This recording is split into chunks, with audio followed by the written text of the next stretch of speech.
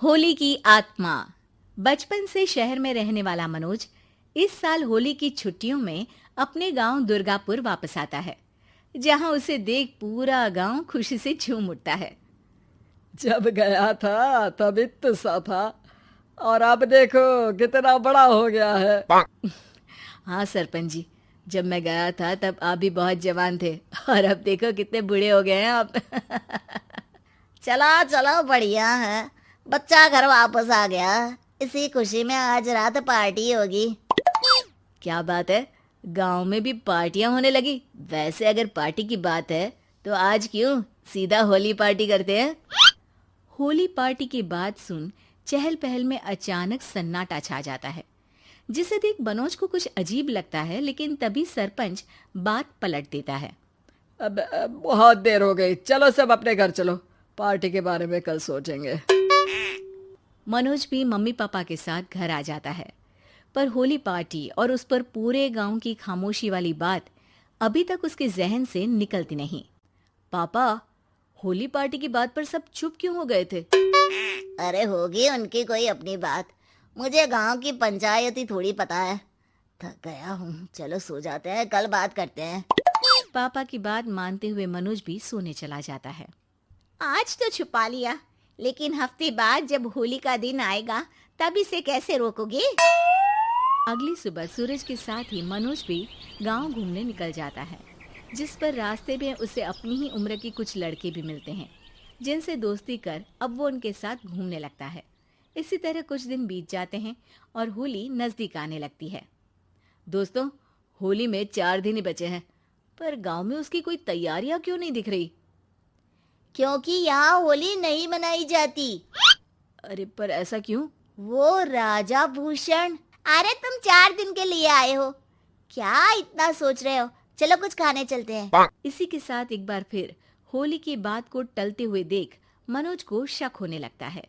वो घर पहुंचते ही इंटरनेट पर अपने गांव और राजा भूषण के बारे में जानकारी निकालने लगता है।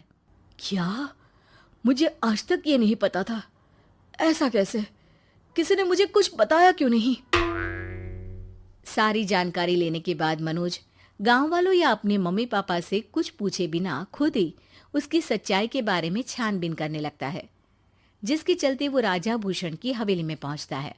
वाह, क्या हवेली है यार। पर क्या यहाँ सच में कोई भूत है? हेलो भूत जी, कोई है क्या? हम इस साल गांव में होली सेलिब्रेट कर रहे हैं, क्या आप उस पर थोड़ा इंटरव्यू देंगे? मनोज के ऐसा बोलते ही गांव में तूफान उठ जाता है और हवेली में रखी सारी चीजें हिलने लगती है। एक अदृश्य शक्ति मनोज को धक्का देकर हवेली से बाहर निकाल दरवाजा बंद कर लेती है। ये सब देख मनोज हैरान रह जाता है। क्या अभी मुझे हवा ने धक्का देकर बाहर निकाल दिया? मेरे होते हुए इस गांव में कभी होली नहीं मन सकती, इसलिए दोबारा ऐसी कोशिश भी मत करना, अंजाम बुरा होगा। आवाज सुन मनोज हैरानी से इधर उधर देखने लगता है, पर उसे कोई दिखाई नहीं देता। वो गांव वापस आ जाता है, जहां तूफान की वजह से सब कुछ तहस महस हो चुका होता है। आखिर ये तूफान आया कैसे? ना ऐसा कोई मौसम था और ना ही हमने होली का त्योहार मनाने की बात की थी। सरपंच की बात पर कोई रिएक्शन दिए बिना मनोज चुपचाप अपने घर चला जाता है। इस तरह देखते ही देखते होली का दिन भी आ जाता है और मनोज रंग लेकर गांव में निकल जाता है, लेकिन गांव पूरी तरह खाली होता है। अरे त्योहार का दिन है, धूमधाम की जगह मातम क्यों मनाया हुआ है? मनोज की आवाज सुन सब अपने घर की खिड़कियां खोल के घर के अंदर से ही उसे वापस जाने के लिए कहने लगते हैं, पर वो किसी की नहीं सुनता। तुझे पहले भी समझाया था, अगर होली खेलने की कोशिश भी की तो अच्छा नहीं होगा। अरे बात मान लो बेटा, तुम्हें सच नहीं पता। मुझे सब पता है। सालों पहले इस राजा ने एक अंधविश्वास फैलाया और आप लोग आज तक उसे मानते आ रहे हो। अरे बेटा, जब तुम पैदा भी नहीं हुए थे उससे भी बहुत पहले से इस गांव पर होली का श्राप है। अगर गांव में होली का त्योहार मनाया जाता है तो प्रलय आना पक्की बात होती है। राजा भूषण इस सब में नहीं मानते थे और त्योहार मनाने लगे, जिसके चलते होली वाले ही दिन पहले उनके बेटे की और फिर उनकी मृत्यु हो गई। तभी से गांव की रक्षा के लिए उनकी आत्मा उस हवेली में रह रही है। सबकी बातें सुन मनोज उलझन में पड़ जाता है। सोचना भी मत मनोज, अगर तुमने इस परंपरा को तोड़ने की कोशिश भी की तो उसका परिणाम इस गांव और गांव के लोगों के लिए अच्छा नहीं होगा। मुझे भी यकीन नहीं हो रहा कि आप लोग एक बेतुकी बात को मानकर सालों से रंगों के त्योहार को मातम की तरह मनाते आ रहे हो। मनोज किसी की कोई बात ना मानते हुए पूरे गांव में रंग बिखेर देता है, जिसके तुरंत बाद वहां तूफान के साथ बिजलियां गरजने लगती है।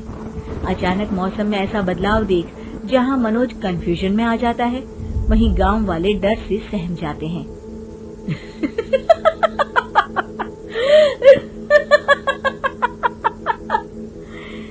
इस लड़के ने हमारे जैसे सिर्फ अपने स्वार्थ के लिए नहीं बल्कि पूरे गांव की खुशियों के लिए यहाँ होली मनाई है, जिस वजह से अब इस गांव पर होली का श्राप टूटता है। ऐसा बोलकर राजा का भूत वहां से गायब हो जाता है, जिसके बाद गांव के लोग धूमधाम से होली मनाते हैं। खुशियों के रंग गांव में बिखरे ही होते हैं कि अगली सुबह अचानक मनोज कहीं गायब हो जाता है और एक बार फिर गांव में होली का नया राज शुरू हो जाता है। नमस्कार दोस्तों, हमारे स्टोरी चैनल पर आपका स्वागत है, जहां हम लाए हैं अनोखी और दिलचस्प कहानियां। हर कहानी में आपको मिलेगा एक नया अनुभव, चाहे वो रोमांचक फिक्शन हो, रहस्यमय थ्रिलर या प्रेरणादायक किस्से।